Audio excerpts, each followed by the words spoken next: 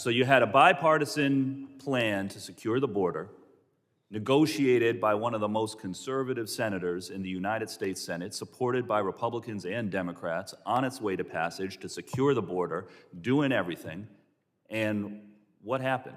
So I was not privy to any secret phone calls, but as I understand it, candidate Trump asked both publicly but also mostly privately to delay that and to not have a vote on that bill so that it could preserve a political talking point for him. That's exactly right. President Trump wanted to have a problem he could campaign on instead of having us do everything that we can to keep the American people safe.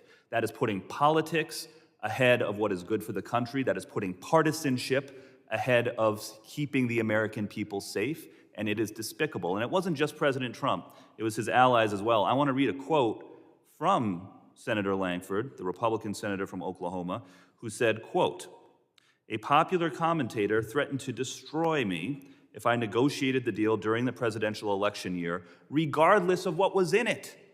So even if you disagreed with some of the things that were in that bipartisan plan, what Senator Lankford was being told was, it doesn't even matter what's in the bill, kill it.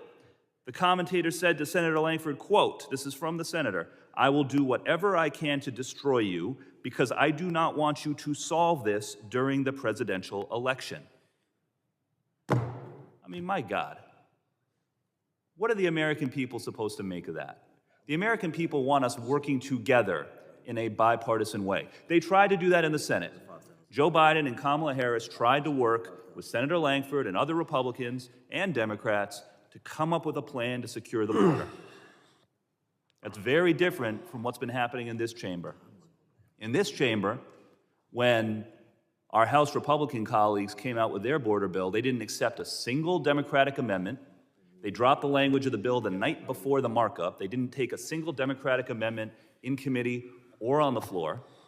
They passed a bad bill that had all kinds of things in it that didn't have anything to do with securing the border, things to ban electric vehicles at federal sites and deny funding to nonprofit organizations unless they conducted citizenship tests to people that they were serving, like crazy stuff, rather than working together across the aisle on a real bipartisan plan like they did in the Senate, like the Biden-Harris administration tried to do before President Trump came in and killed it.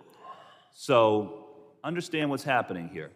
There are people in this Congress who are serious about solving the crisis at the border, who are serious about governing, and unfortunately there are others who just take their marching orders from Donald Trump and put his political interests ahead of what is good for the country. And with that, I'll yield back.